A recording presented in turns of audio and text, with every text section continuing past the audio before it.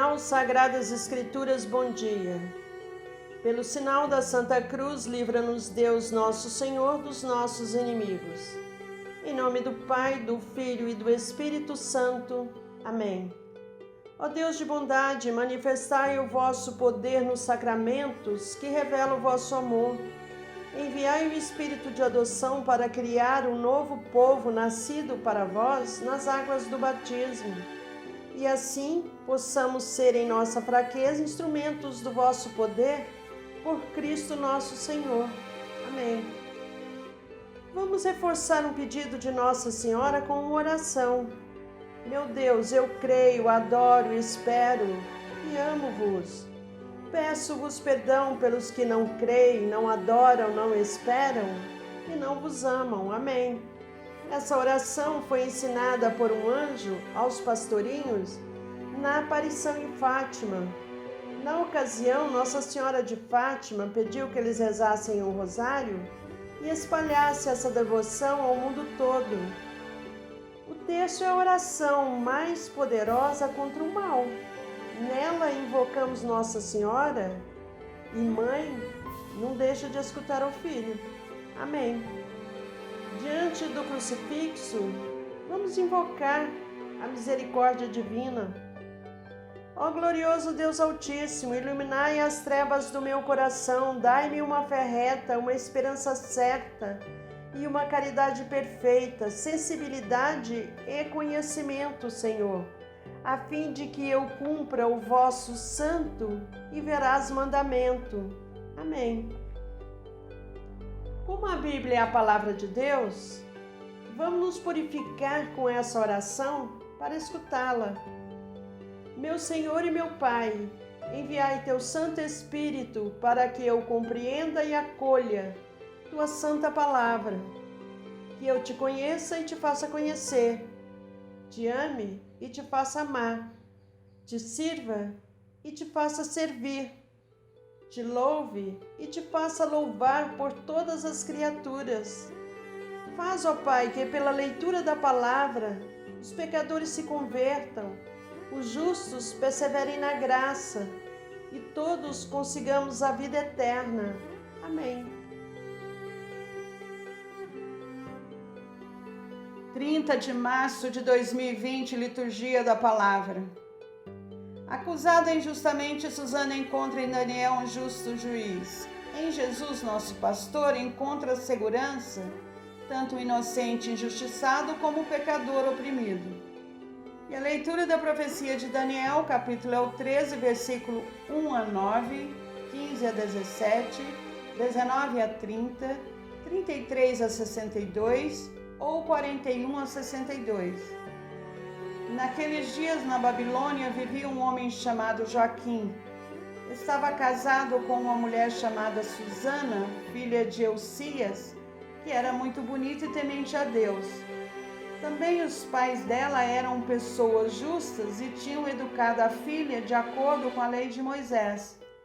Joaquim era muito rico e possuía um pomar junto à sua casa. Muitos judeus costumavam visitá-lo, pois era o mais respeitado de todos. Ora, naquele ano, tinham sido nomeados juízes 2 anciãos do povo, a respeito dos quais o Senhor havia dito: da Babilônia brotou a maldade de anciãos juízes que passavam por condutores do povo. Eles frequentavam a casa de Joaquim e todos os que tinham alguma questão se dirigiam a eles. Ora, pelo meio-dia, quando o povo se dispersava, Susana costumava entrar e passear no pomar de seu marido. Os 2 anciãos viam-na todos os dias entrar e passear e acabaram por se apaixonar por ela. Ficaram desnorteados a ponto de desviarem os olhos para não olharem para o céu e se esqueceram dos seus justos julgamentos. Assim, enquanto os 2 estavam à espera de uma ocasião favorável, certo dia Susana entrou no pomar como de costume, acompanhada apenas por 2 empregadas, e sentiu vontade de tomar banho por causa do calor. Não havia ali ninguém, exceto os 2 velhos que estavam escondidos e a espreitavam. Então ela disse às empregadas: por favor, ide buscar-me óleo e perfumes, e trancai as portas do pomar, para que eu possa tomar banho. Apenas as empregadas tinham saído, os 2 velhos levantaram-se e correram para Susana, dizendo: olha, as portas do pomar estão trancadas e ninguém nos está vendo. Estamos apaixonados por ti. Concorda conosco e entrega-te a nós.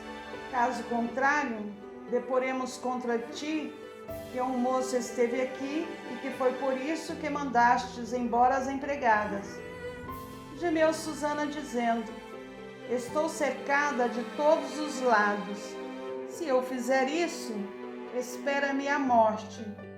E se não o fizer, também não escaparei das vossas mãos. Mas é melhor para mim, não o fazendo, cair nas vossas mãos do que pecar diante do Senhor. Então ela pôs-se a gritar em alta voz, mas também os 2 velhos gritaram contra ela. Um deles correu para as portas do pomar e as abriu.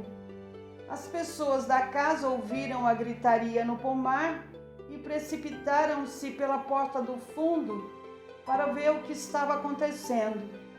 Quando os velhos apresentaram sua versão dos fatos, os empregados ficaram muito constrangidos, porque jamais se dissera coisa semelhante a respeito de Susana. No dia seguinte, o povo veio reunir-se em casa de Joaquim, seu marido. Os 2 anciãos vieram também com a intenção criminosa de conseguir sua condenação à morte. Por isso, assim falaram ao povo reunido: mandai chamar Susana, filha de Elcias, mulher de Joaquim. E foram chamá-la. Ela compareceu em companhia dos pais, dos filhos e de todos os seus parentes. Os que estavam com ela e todos os que a viam choravam. Os 2 velhos levantaram-se no meio do povo e puseram as mãos sobre a cabeça de Susana. Ela, entre lágrimas, olhou para o céu, pois seu coração tinha confiança no Senhor. Entretanto, os 2 anciãos deram este depoimento: enquanto estávamos passeando a sós no pomar, esta mulher entrou com duas empregadas. Depois fechou as portas do pomar e mandou as servas embora. Então veio ter com ela um moço que estava escondido e com ela se deitou. Nós que estávamos num canto do pomar, vimos essa infâmia. Corremos para eles e os surpreendemos juntos. Quanto ao jovem, não conseguimos agarrá-lo porque era mais forte do que nós e, abrindo as portas, fugiu. A ela, porém, agarramos e perguntamos quem era aquele moço. Ela, porém, não quis dizer. Disso nós somos testemunhas. A Assembleia acreditou neles, pois eram anciãos do povo e juízes, e condenaram Susana à morte. Susana, porém, chorando, disse em voz alta: ó Deus eterno, que conhece as coisas escondidas e sabes tudo de antemão, antes que aconteça, tu sabes que é falso testemunhos que levantaram contra mim. Estou condenada a morrer quando nada fiz do que estes maldosamente inventaram a meu respeito. O Senhor escutou sua voz. Enquanto a levavam para a execução, Deus visitou o Santo Espírito de um adolescente de nome Daniel. E ele clamou em alta voz: sou inocente do sangue dessa mulher. Todo o povo então voltou-se para ele e perguntou: que palavra é essa que acabas de dizer?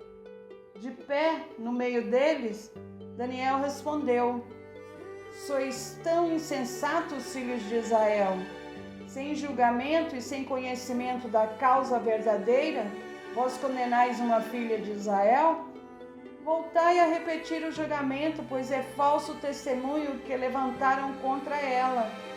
Todo o povo voltou apressadamente e outros anciãos disseram ao jovem: senta-te no meio de nós e dá-nos o teu parecer, pois Deus te deu a honra da velhice. Falou então Daniel: mantende os dois separados longe um do outro e eu os julgarei.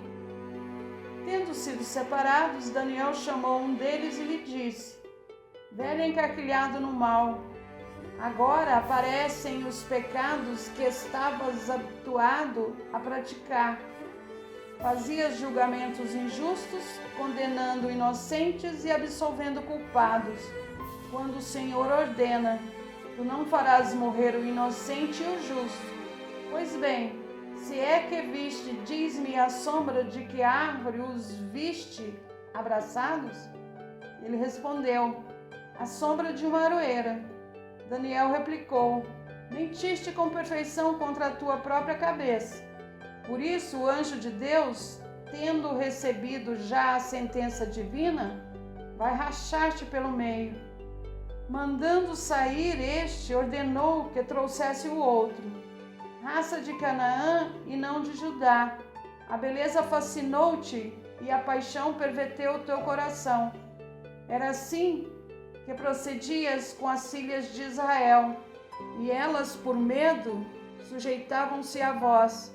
Mas uma filha de Judá não se submeteu a essa iniquidade. Agora, pois, diz-me, debaixo de que árvore os surpreendeste juntos? Ele respondeu: debaixo de uma zinheira.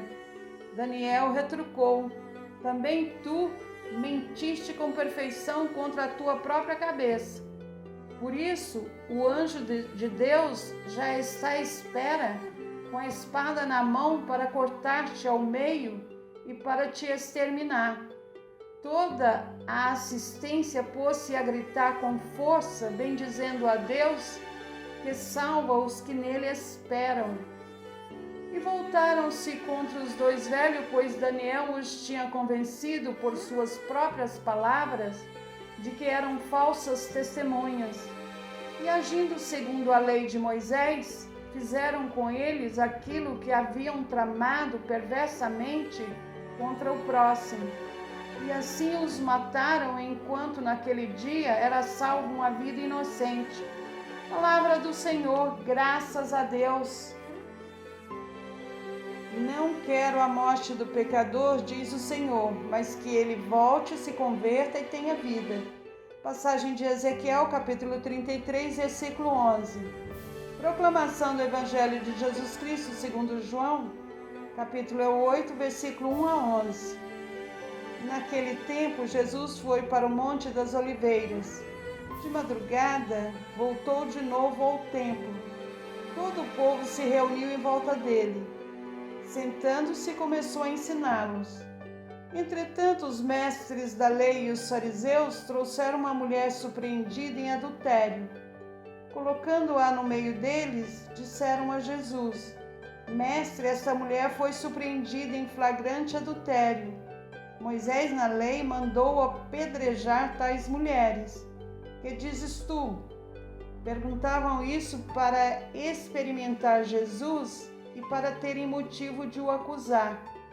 Mas Jesus, inclinando-se, começou a escrever com o dedo no chão. Como persistisse em interrogá-lo, Jesus ergueu-se e disse: Quem dentre vós não tiver pecado, seja o primeiro a tirar-lhe uma pedra. E, tornando a inclinar-se, continuou a escrever no chão. E eles, ouvindo o que Jesus falou, foram saindo um, a começar pelos mais velhos. E Jesus ficou sozinho com a mulher que estava lá no meio, em pé. Então Jesus se levantou e disse: Mulher, onde estão eles? Ninguém te condenou? Ela respondeu: Ninguém, Senhor. Então Jesus lhe disse: Eu também não te condeno. Podes ir e de agora em diante não peques mais. Palavra da salvação, glória a vós, Senhor. Reflexão do Evangelho do dia 30 de março de 2020. Ansiosos por testarem Jesus e terem motivo de o acusar, os chefes do povo parecem satisfeitos por tornar público um ato que se dá na intimidade. Pior, desejando que a adúltera seja apedrejada. O que diz o mestre a esse respeito? Jesus abaixa-se, escreve no chão com o dedo, ouve repetidas vezes a mesma maliciosa pergunta. Com soberania, ele se põe de pé e dispara a inesperada sentença, capaz de provocar total reviravolta. Quem de vocês não tiver pecado, atire nela a primeira pedra. Golpe certeiro. Desmantela a arrogância dos acusadores e faz cair de suas mãos as pedras destinadas ao homicídio.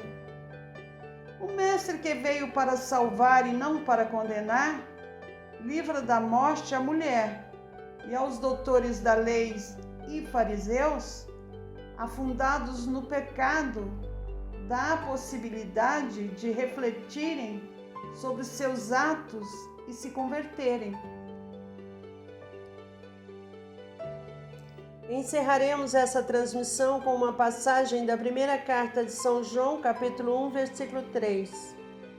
O que vimos e ouvimos nós vos anunciamos, para que também vós tenhais comunhão conosco. Ora, a nossa comunhão é com o Pai e com o seu Filho Jesus Cristo. O próprio Jesus Cristo dizia sempre: é preciso que se cumpra as Escrituras. Escrituras dão testemunho de mim. Ainda não lestes as Escrituras? Até amanhã. Fiquem em paz e que Deus os acompanhe sempre. Amém.